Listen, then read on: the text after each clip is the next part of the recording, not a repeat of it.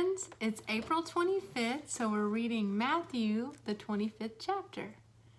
Then the kingdom of heaven will be like 10 bridesmaids who took their lamps and went to meet the bridegroom. 5 of them were foolish and 5 were wise. The 5 who were foolish didn't take enough olive oil for their lamps, but the other 5 were wise enough to take along extra oil. When the bridegroom was delayed, they all became drowsy and fell asleep. At midnight, they were roused by the shout, "Look, the bridegroom is coming! Come out and meet him!"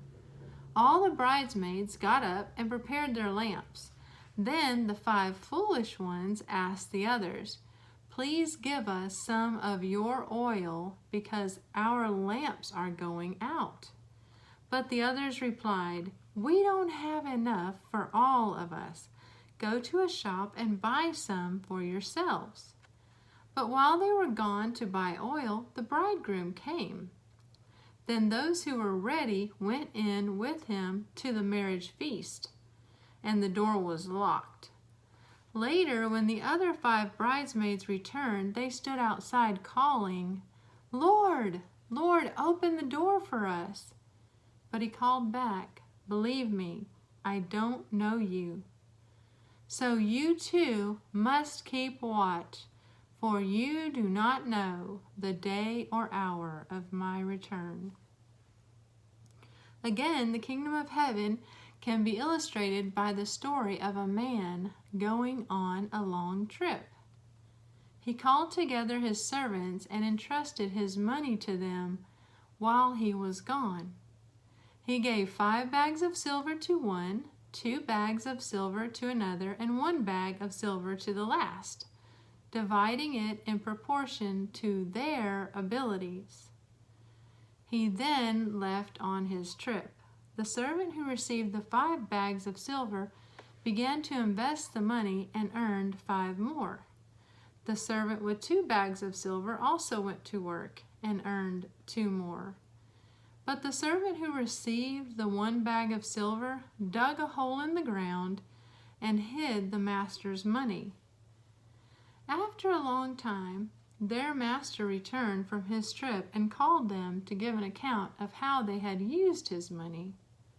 The servant to whom he had entrusted the 5 bags of silver came forward with 5 more and said, "Master, you gave me 5 bags of silver to invest, and I have earned 5 more." The master was full of praise.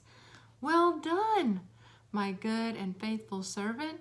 You have been faithful in handling this small amount.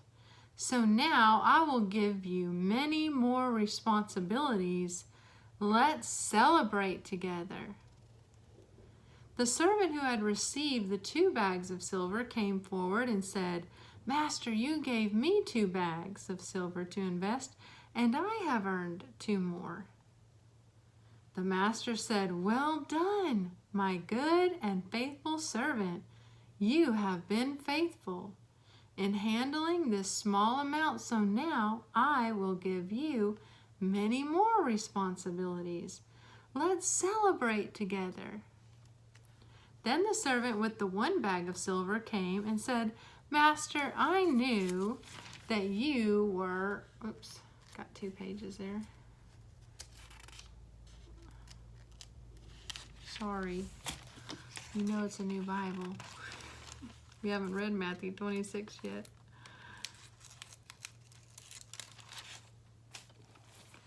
"Master, I knew you were a harsh man, harvesting crops you didn't plant and gathering crops you didn't cultivate. I was afraid I would lose your money, so I hid it in the earth. Here's your money back." But the master replied, "You wicked and lazy servant.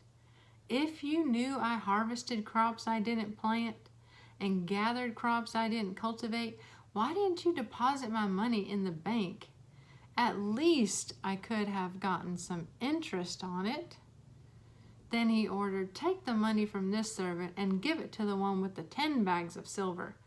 To those who use well what they are given, even more will be given, and they will have an abundance. But from those who do nothing, even what little they have will be taken away. Now throw this useless servant out into outer darkness, where there will be weeping and gnashing of teeth. But when the Son of Man comes in his glory and all the angels with him, then he will sit upon his glorious throne. All the nations will be gathered in his presence, and he will separate the people as a shepherd separates the sheep from the goats. He will place the sheep at his right hand and the goats at his left.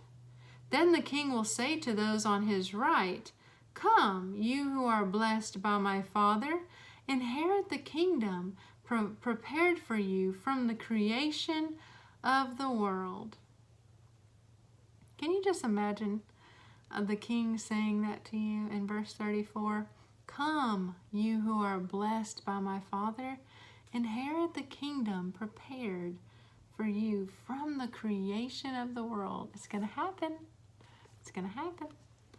Verse 35, "For I was hungry and you fed me.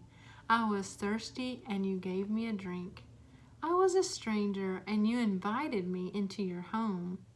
I was naked and you gave me clothing. I was sick and you cared for me. I was in prison and you visited me." Then these righteous ones will reply, "Lord, when did we ever see you hungry and feed you, or thirsty and give you something to drink, or a stranger and show you hospitality, or naked and give you clothing? When did we ever see you in prison or sick and visit you?" And the king will say, "I tell you the truth. When you did it to one of the least of my brothers and sisters, you were doing it to me." That is a real king. Then the king will turn to those on the left and say, "Away with you, you cursed ones, into the eternal fire prepared for the devil and his demons. For I was hungry and you didn't feed me. I was thirsty and you didn't give me a drink. I was a stranger and you didn't invite me into your home. I was naked and you didn't give me any clothing. I was sick and in prison and you didn't visit me." Then they will reply, "Lord, when did we ever see you hungry or thirsty, or a stranger or naked or sick or in prison and not help you?" And he will answer, "I tell you the truth. When you refuse to help the least of these my brothers and sisters, you are refusing to help me." And they will go away into eternal punishment, but the righteous will go into eternal life. That is the end of chapter 25, friends. There are so many verses that were just jumping out at me, and I'd like to write them all down, but I will start with just one, and that's in verse 29, where Jesus says, "To those who use well what they are given, even more will be given, and they will have an abundance. But from those who do nothing, even with what little they have, will be taken away." I'm going to put that in my journal and let the Lord just explain that to me. What does that mean? How does it apply in my own personal life? And I pray that you will do the same. I'd love to see what verse spoke the loudest to your heart. Share it with me. Be blessed.